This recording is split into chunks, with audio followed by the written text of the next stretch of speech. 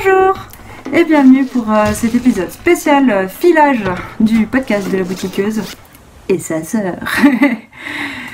Donc voilà, on va, comme on a eu plein de demandes suite à l'épisode qu'on avait fait ensemble, je sais plus quand. C'était quand? C'était pendant les vacances de février. En février. C'était l'épisode Il n'y a pas de lézard. Il n'y a pas de lézard. On avait fait cet épisode ensemble et du coup Audrey avait montré un peu son filage et comment elle s'y prenait et tout ça. Et donc plein de gens suite à ça m'ont demandé si elle faisait pas un podcast. Donc bon. Non. La réponse est non. Non, elle Il y en a ne qui fait font pas ça très bien. Donc du coup je me suis dit puisque elle ne voulait pas se mettre à faire un podcast, que ce qui serait sympa c'est de vous faire des vidéos vraiment dédiées à ce sujet. Donc voilà, on profite de nos vacances pour tourner ces vidéos. Et donc on va commencer maintenant avec tu voulais commencer par quoi? Par présenter les fibres, en fait, la manière dont on peut les acquérir, à quoi ça ressemble au départ, en fait. Ok. Donc on va pas partir du mouton tout de même. Hein, non, parce qu'on en a pas. De mouton. Donc ça dépend de la quantité évidemment qu'on achète et où on l'achète, parce que c'est pas partout présenté de la même manière. Déjà, où est-ce que tu peux acheter de la fibre? Alors c'est pas si facile que ça. Sur internet, il y a le site d'Alice Création qui permet d'obtenir des grandes variétés de fibres de moutons différents. Donc ça c'est intéressant parce qu'on peut varier des coloris naturels, etc. C'est pratique parce que tu as accès à tout au même endroit. Donc et puis oui, en restant chez soi, c'est pas mal. Bon après on peut pas la toucher, mais c'est toujours le problème quand tu achètes par internet. Ça marche comment? Il y a des frais de port? Il y a moyen de pas avoir de frais de port? Non, il y a des frais de port qui sont proportionnels en fait à la quantité de matière qu'on achète. Plus c'est lourd, plus on paye en fait. Non, oui, ça paraît logique. Oui, mais c'est comme ça que ça. Oui. Non, mais c'est que des fois, tu as des sites où, à partir d'un certain montant, par exemple, tu as les frais de port gratuits. Alors peut-être je n'ai jamais accédé au montant nécessaire pour avoir la gratuité. C'est possible, mais d'accord, j'achète à voir quoi. Voilà. Et puis sinon, alors après, il y a évidemment des personnes qui vendent de la fibre. Encore faut-il pouvoir les voir. Moi, je sais que jusqu'à pas longtemps, j'étais pas trop sur les réseaux, donc il y a certaines personnes qui font des choses très jolies mais que moi je voyais pas forcément, mais que j'ai pu rencontrer, par exemple Lorraine de la Maison des Fibres qu'on avait vu au Trail Tricot et à Felletin, qui fait des très jolies choses. Oui, elle teint elle-même des fibres en fait, et elle les vend. Il y a d'autres maisons qui font ça. J'ai vu le chat noir, les chats qui tricotent, je sais plus lesquels, bref, il y a quand même des gens qui teignent un peu de fibre. Les jolies de Milly, ça je suis sûre, sur Etsy on peut en trouver aussi de la fibre teinte à la main. Oui. Après c'est encore autre chose puisque c'est pas non plus les mêmes tarifs forcément, puisqu'il y a le travail de la teinturière qu'il faut évidemment rémunérer. Donc si on veut des fibres naturelles, par contre c'est pas vers ces personnes qu'il faut se tourner, puisque non, c'est les fibres, la couleur mouton, j'ai envie de dire. La couleur mouton, donc moi je pas forcément mouton, ça peut être chèvre ou alpaga ou ce qu'on veut. Justement, si on parlait du site d'Alice Création, là il y a moyen d'avoir aussi différents types d'animaux, qui font.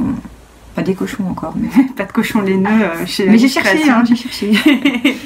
Mais en revanche, des alpagas, des chameaux, parce que plein de choses, du mohair, une très grande variété.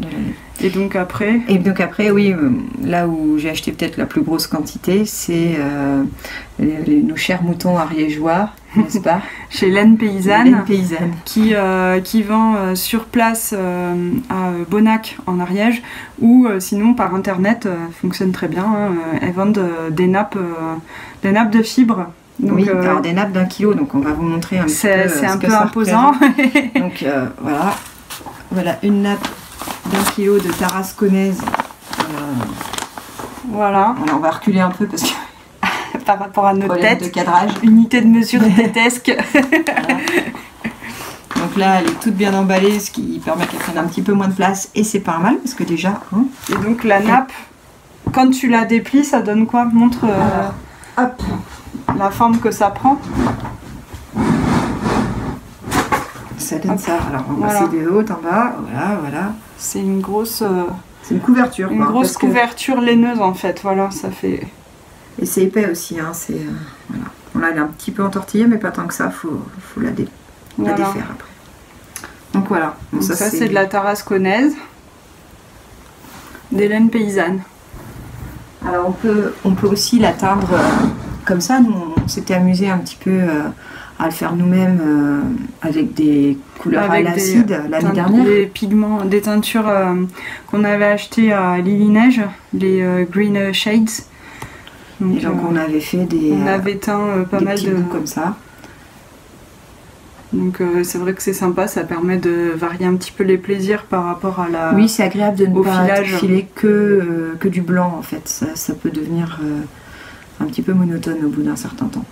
Donc c'est là qu'intervient soit la possibilité de teindre soi-même ou soit la possibilité d'aller acheter de la fibre teinte par des teinturières. Oui. Mais bon, on s'était déjà bien amusé et ça a quand même un joli rendu. Hein. Tu les avais utilisés, ces laines, toi, pour faire du jacquard. Ouais, c'était chouette. C'était chouette. Hein. C'était chouette, il m'en reste d'ailleurs. Et c'est vrai que j'ai des idées encore. Pour les utiliser. C'est pas toujours ce qui manque. Non, et puis, on peut aussi l'acheter. Donc là, on a vu les nappes. On peut aussi l'acheter en mèche, en ruban. Ça donne ça, en fait. Un grand ruban peigné de fibres.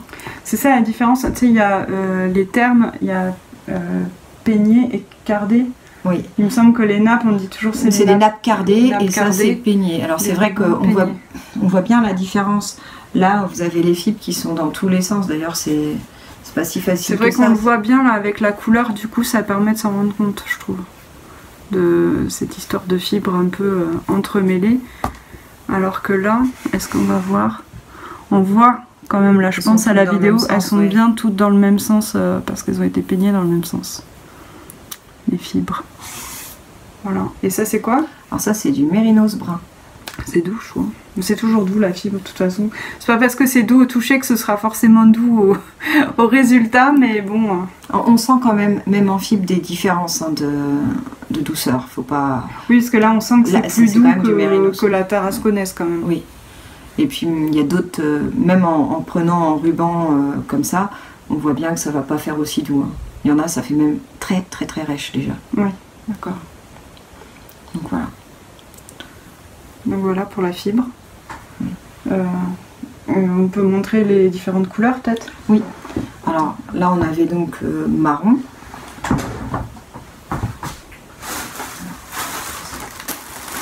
Il y avait du blanc. Donc ça c'est du blanc. C'est une autre... ça c'est pas de la tarasconnaise.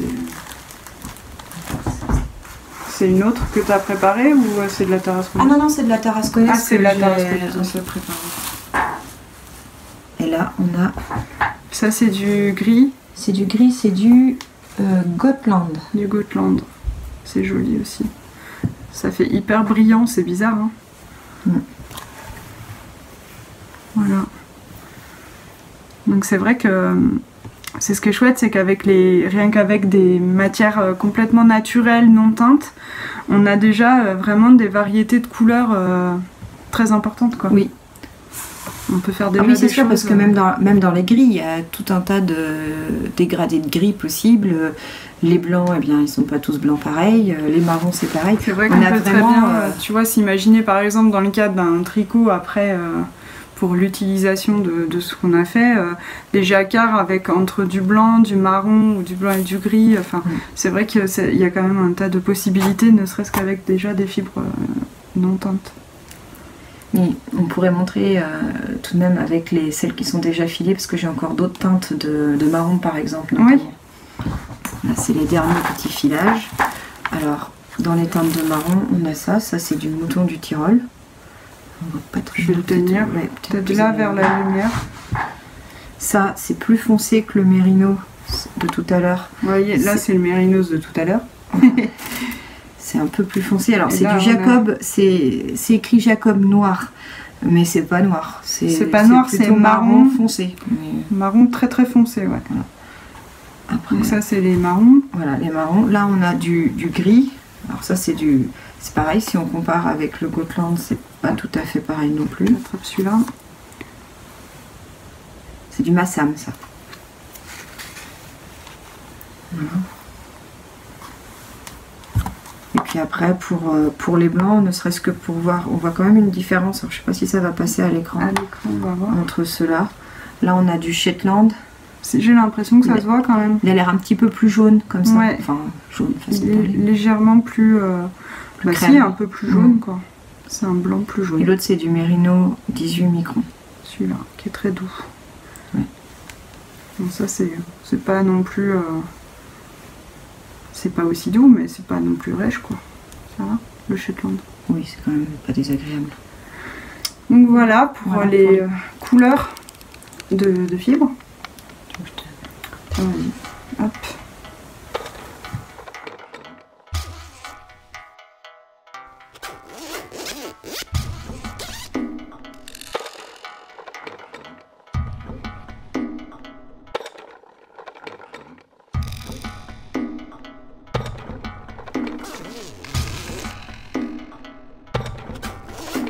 Besoin un jour de... Ben oui, voilà, c'est pour ça, je me disais, et c'est pas tout le monde qui a besoin de ça non plus.